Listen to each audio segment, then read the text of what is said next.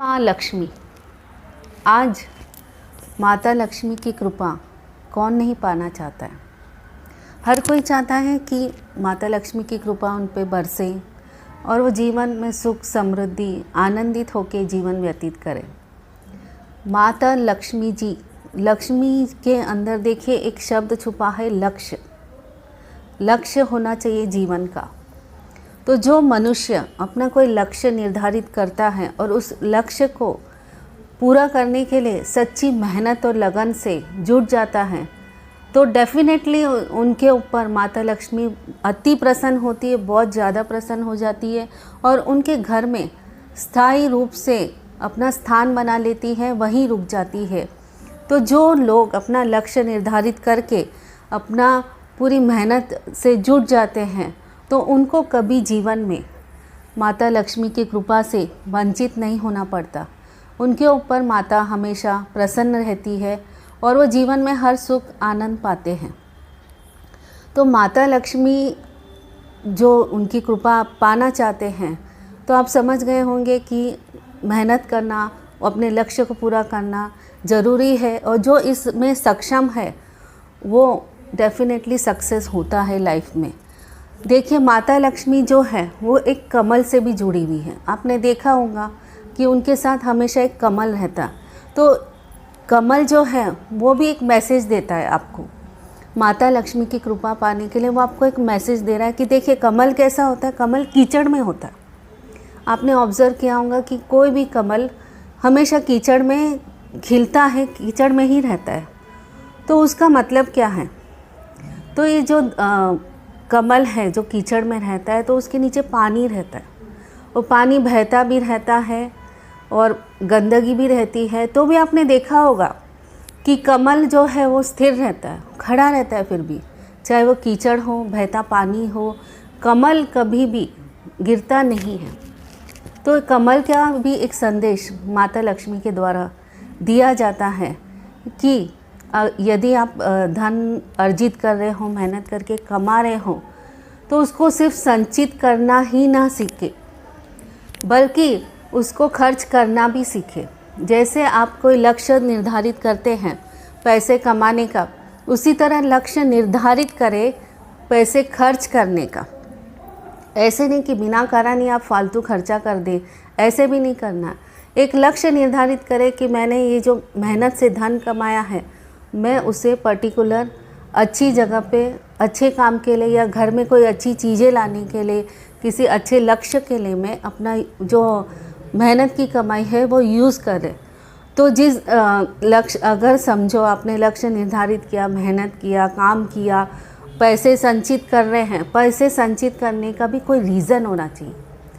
आप किस कारण से पैसे संचित करना चाहते हैं, क्यों कर रहे हैं, उसका भी रीज़न होना चाहिए। तो जैसे देखिए आपने बैंक में पैसे जमा किया, काफ़ी दिनों से बैंक में पैसा पड़ा है, ना आप उसको निकाल रहे हो ना यूज़ कर रहे हो, वो सालों से समझो एज इट इज़ ही पड़ा हुआ है। तो उसको कोई लक्ष्य निर्धारित करिए, कुछ सोचिए कि मैं क्यों जमा कर रहा हूँ, ये ऐसे ही बैंक में पड़ा है। तो एटलीस्ट आप एक काम करिए कि ना आपके 2 अकाउंट होंगे या फिर आपके घर में ही किसी और का अकाउंट होगा, एटलीस्ट वो बैंक के पैसे एक अकाउंट से दूसरे अकाउंट में ट्रांसफ़र कर दीजिए। एटलीस्ट उसमें मूवमेंट तो आएगी, वो पैसों में मूवमेंट तो आएगी। पर आपको एक बात मैं बता दूँ, यदि आपने सिर्फ संचित करके ही रखा पैसे और उसको यूज़ नहीं करा तो वो एनर्जी भी ब्लॉक हो जाती है और एनर्जी ब्लॉक हो जाती है और मूवमेंट ही नहीं रहता। मतलब जो आपका फ़्लो हो रहा है घर में पैसे आने का, वो फ़्लो में रुकावट आना शुरू हो जाती है क्योंकि आपने खुद ने ही वो जो पैसे आप जमा कर रहे हो उसको ब्लॉक कर रखा है, वो एनर्जी को ब्लॉक कर दिया। सबसे पहले ये समझ लीजिए कि मनी जो है वो एक एनर्जी है और माता लक्ष्मी की कृपा पाना मतलब पॉजिटिव एनर्जी की आप पा रहे हो, पर आपने उसको ब्लॉक कर दिया तो एनर्जी जो है वो रुक गई है, वो फ़्लो नहीं हो रही है। तो जो कमल का संदेश माता लक्ष्मी साथ में दे रही है उसका मीनिंग यही है कि जैसे कमल के नीचे पानी बहता रहता है वैसे ही मनी जो है वो फ़्लो होना ज़रूरी है, वो फ़्लो होते रहना चाहिए। अगर आपने फ्लो नहीं किया तो ब्लॉकेज आना शुरू हो जाता है। किन घरों में माता लक्ष्मी प्रसन्न रहती है या किन घरों में कृपा प्राप्त की जा सकती है? देखिए, जिस घर में अनाज का सम्मान होता है, देखिए अनाज खरीदने के लिए भी आप आपके मेहनत के पैसे वो डालते हैं कि नहीं? आपके मेहनत के पैसों से ही आप वो अनाज खरीदते हैं और घर में बनाते हैं, अपने पेट भरते हैं, अपनी भूख मिटाते हैं। उसी अनाज का यदि आपने अपमान किया, मीन्स आपने जितना आपको खाना है उससे अधिक बनाया, मतलब आधा खाया समझो और आधा फेंक दिया, आधा खाना समझो बेसिन में पड़ा है या कचरे के डब्बे में आपने डाल दिया, तो यह हुआ अनाज का अपमान। तो ये कभी नहीं करना चाहिए। आपको जितनी ज़रूरत है उतना अनाज बनाएं। इन केस समझो ज़्यादा भी हो गया है तो आपके घर में कोई गरीब है, कुछ काम करने वाले हैं या कोई भूखा है तो उसको खिला दीजिए। एटलीस्ट कम से कम अन्न का अपमान तो नहीं होगा। और सेकंड थिंग है कि जो घर में साफ़ सफाई नहीं होती है, जाले पड़े रहते हैं, धूल जमी रहती है, ऐसे घरों में भी माता लक्ष्मी की प्रसन्न नहीं होती, वह अप्रसन्न हो जाती है। और स्नान जहाँ पे लोग रोज़ नहीं करते हैं या सुबह नहीं करते, कितने लोग रात को शाम को करते हैं, या फिर साफ़ सुथरे कपड़े नहीं पहनते, वही मैले कपड़े पहनते हैं, बिना नहाए रोज़ खाते हैं, बिना नहाए रोज़ खाते हैं, साफ़ सुथरे कपड़े नहीं पहनते, जहाँ पे गंदे कपड़ों का ढेर लगा रहता है और जो शरीर को भी गंदा रखते हैं, घर को भी गंदा रखते हैं, चारों तरफ ही गंदगी है, पसारा मतलब गंदगी फैला हुआ है, पूरा घर व्यवस्थित नहीं है, अव्यवस्थित है, चप्पलें कपड़े इधर उधर पड़े, बिस्तर पे पूरा गंदगी पड़ी है, बिस्तर पड़े हुए हैं। जिस घर में ऐसी परिस्थिति रहती है वहाँ माता लक्ष्मी प्रसन्न नहीं होती है। दूसरी बात है कि जिस घर में कोई बुजुर्ग हैं, बड़े माता पिता है या दादा दादी हैं, उनका मान सम्मान नहीं होता या उनको जो ज़रूरत है वो पूरी नहीं की जाती या उनका अपमान किया जाता, उनको इंसल्ट किया जाता है या उन पे काम भी कर रहे हैं तो एहसान दिखाया जाता है, जैसे बहुत बड़ा एहसान कर रहे हैं। ऐसे घरों में भी माता लक्ष्मी नहीं टिकती है, वह अप्रसन्न हो जाती है। और जिस घर के लोग आलसी, कामचोर, निकम्मे होते हैं, पूरा दिन आलस निकालते हैं, सोए पड़े रहते हैं, बिस्तर तोड़ते रहते हैं, सीधी सी बात है, टाइम पास करते रहते हो, कुछ काम नहीं करते, ऐसे घरों में भी माता लक्ष्मी कभी एंटर ही नहीं करती है। उस दरवाजे में माता लक्ष्मी अंदर घुसती ही नहीं है।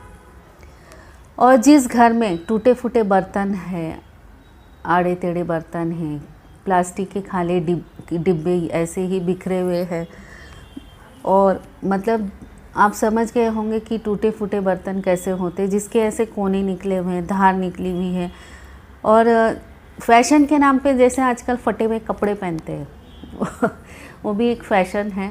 वो फटे हुए कपड़े पहनना भी माता लक्ष्मी को अप्रसन्न करता है। किचन में जैसे झूठे बर्तनों का ढेर है, स्त्रियों का सम्मान नहीं होता है, जो घरों में स्त्रियों को अपमानित किया जाता है या फिर नौकर जैसा बिहेव किया जाता है, या स्त्रियां जहाँ पूरा दिन काम करती रहती है और उनको वो इज्जत मान सम्मान नहीं मिलता है, वहाँ पे भी माता लक्ष्मी का आगमन बिल्कुल नहीं हो सकता।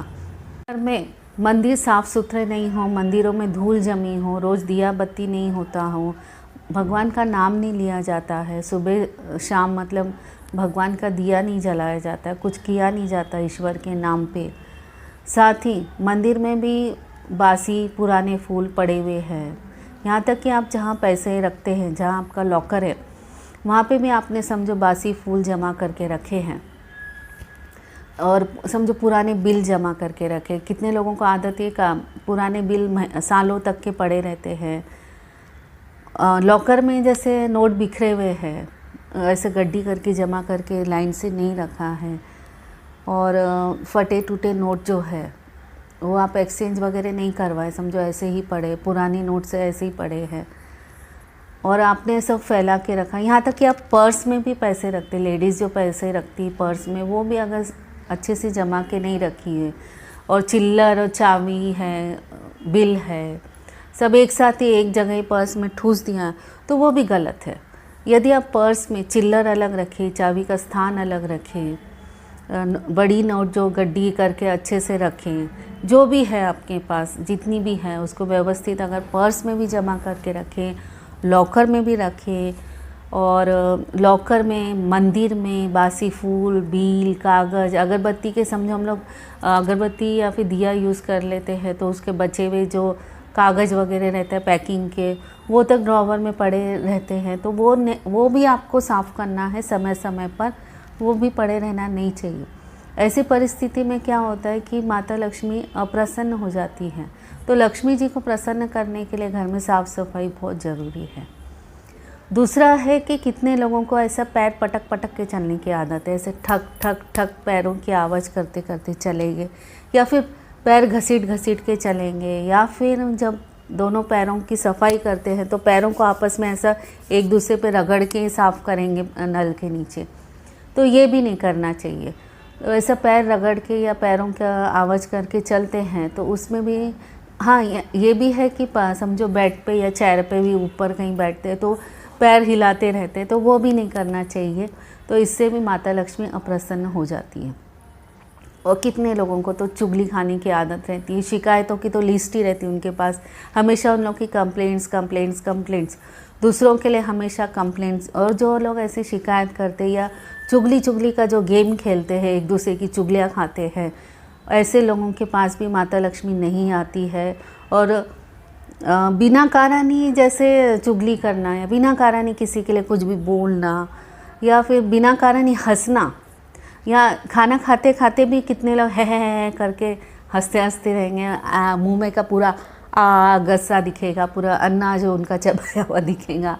ऐसे लोगों के बिना कारण ही जो हंसते हैं, मतलब जिनका खाने पे कंसंट्रेशन नहीं रहता, आप बात समझे ना मेरी, जिनका खाने पे कंसंट्रेशन नहीं रहता। देखिए आप अनाज खा रहे हैं, मतलब हम लोग हमारी भूख मिटाने के लिए तो अनाज का सम्मान समझिए।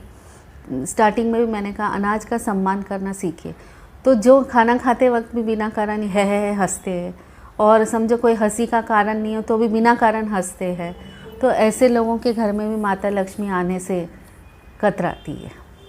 दूसरा है कि यदि समझो आपका खुद का ऑफिस है या कोई बिज़नेस आप कुछ कर रहे हैं, आप स्टाफ है, समझो आपके नीचे बहुत सारे लोग काम करते या लिमिटेड 2-4 जो भी काम करते हैं, तो आप ये कोशिश करिए कि जो आपका स्टाफ है या आपके साथ में जो अंडर में आपके काम करने वाले, वो आपसे खुश रहें, वो आपसे प्रसन्न रहें। आप उनको समय समय पर बोनस दे दीजिए, या फिर कुछ मेडिक्लेम वगैरह ऐसे सुविधा दे दीजिए, या फिर उनको मेडिकल का जो भी आप दे सकते हो, मेडिसिन है जो भी आप दे सकते हो, हॉस्पिटल में एडमिट है तभी उनका बिल चुका दीजिए। तो किसी ना किसी तरह उनके ऊपर आप अपना ऐसा नहीं मानकर, उनको सिर्फ अपने आपके साथ काम कर रहे हैं, उनको आपको सपोर्ट देना ज़रूरी है। तो आप किसी ना किसी तरह उनको सपोर्ट करिए, दिवाली का बोनस दे दीजिए, हाँ साल में समझो 1-2 टूर निकाल लीजिए, उनको घुमाने ले जाइए, मतलब जो आप तरीका अपना सकते हो उनको प्रसन्न करने के लिए, वो तरीका आप अपनाइए और उनको खुश रखिए। देखिए आपके नीचे जो काम करने वाले या आपका जो स्टाफ है, यदि आपसे वो प्रसन्न रहा तो डेफिनेटली माता लक्ष्मी आप पे प्रसन्न होंगी, आपके घर में धन की वर्षा ज़रूर होगी। स्वरूप अत्यंत सुंदर और आकर्षक है, वो एक पॉजिटिव एनर्जी है, एक पॉजिटिव ऊर्जा है। तो माता लक्ष्मी सिर्फ धन के लिए नहीं पूजी जाती, बल्कि उनसे हम ये कामना करते हैं कि हम जो भी काम कर रहे हैं वो उसमें हमें सक्सेस मिले, हम जो मेहनत कर रहे हैं वो मेहनत का हमें फल मिले। देखिए लक्ष्मी जी सिर्फ धन के लिए नहीं है, बल्कि वो हम जो मेहनत कर रहे हैं वो हमें सक्सेसफुल हो और हमें उसका जो उचित फल मिलना चाहिए हमारी मेहनत का, उसके लिए भी माता लक्ष्मी की पूजा की जाती है।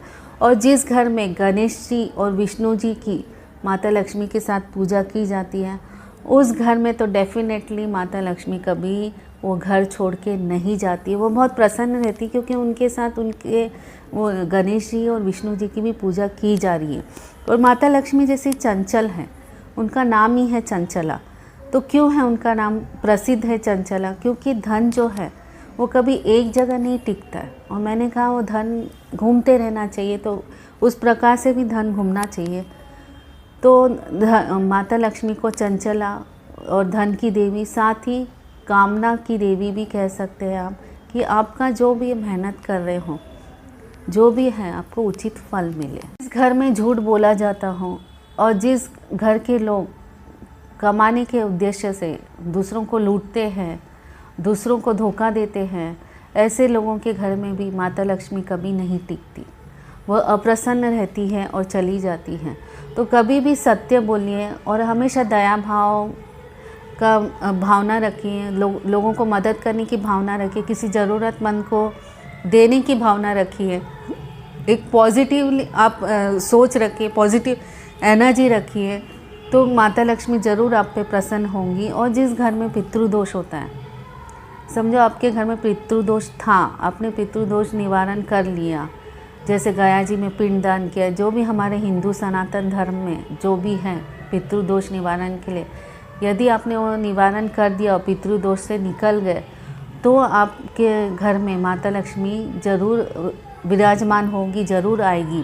पर यदि आपके घर में पितृदोष है और आपने उसका निवारण नहीं किया, तो पॉसिबिलिटी कम है कि आपके घर में माता लक्ष्मी की कृपा हो। समझो कृपा होगी भी, पर पितृदोष के कारण आपके घर में धन की देवी माता लक्ष्मी नहीं टिक पाएगी, वो चली जाएगी। चलिए किचन का भी थोड़ा आपको बता दूं। सॉल्ट जो है, नमक, वो हमें खुला नहीं रखना चाहिए और नमक को हमेशा कांच की बोतल में रखना चाहिए, उसका ढक्कन लगा होना चाहिए। और कांच की बोतल में इसलिए कि नमक जो हमें दिखे ट्रांसपेरेंट रहे, पर वो खुला या प्लास्टिक के डिब्बे में या स्टील के डिब्बे में नहीं रखना चाहिए, कांच के बोतल में ही रखना चाहिए। सॉल्ट, नमक, मतलब वो निगेटिव एनर्जी जो है वो नमक के कारण हमारे घर में पॉजिटिविटी में कन्वर्ट हो जाता है। एक तो ये है। तेल है, तेल को भी कितने लोग खुला रख देते हैं या डायरेक्टली वो कैन में से यूज़ करते हैं। तो आपको जो डेली यूज़ के लिए तेल यूज़ करना है, वो एक कैन में पर्टिकुलर निकाल लीजिए। घर में हम लोग खाना बनाते हैं तो कितने बार हम लोग क्या करते हैं कि खाना खुला ही रखते हैं। तो आपका खाना बन गया है तो खाने को व्यवस्थित ढक्कन लगा के ढक के रखिए। और समझो आपके घर में वास्तु दोष है या किचन का जो प्लेटफॉर्म है वो ऑपोजिट डायरेक्शन में है, तो आप एक काम करिए कि खाना बना के आप ईस्ट डायरेक्शन में थोड़ी देर के लिए खाना बना के, थोड़ी देर, कम से कम 10 मिनट के लिए भी रख सकते हैं, तो 10 मिनट के लिए तो भी रख दीजिए। तो आपके घर में जो वास्तु दोष है किचन का, वो नहीं रहेगा। वो बना हुआ खाना यदि आपने 10 मिनट भी रखा और फिर बाद में खाया, तो भी उसमें जो है वास्तु दोष निकल जाएगा। इस तरह से भी आप करेंगे तो माता लक्ष्मी आपके घर में प्रसन्न रहेगी। तो कैसे लगा आपको मेरा वीडियो? यदि अच्छा लगा तो लाइक, शेयर एंड सब्सक्राइब ज़रूर करें। और हाँ, मेरे स्वहम चैनल को ज़रूर से सब्सक्राइब करें। ऐसे ही मैं और भी वीडियोस लेकर आऊँगी आपके लिए। यदि आपने मेरे वीडियोस को लाइक किया और मेरे चैनल को सब्सक्राइब किया, तो मुझे एनर्जी मिलेगी, पॉजिटिविटी मिलेगी, मुझे खुशी मिलेगी और मैं और अच्छे वीडियो बनाने की कोशिश करूँगी, ताकि आपको बेनिफिट मिले, नॉलेज मिले, आपको कुछ फ़ायदा हो आपके लाइफ में। धन्यवाद, बहुत बहुत धन्यवाद, आपने मेरा वीडियो सुना, शुक्रिया। जय माता लक्ष्मी पर जय माँ लक्ष्मी आप सब पे प्रसन्न हो, मेरी यही मनोकामना है दिल से।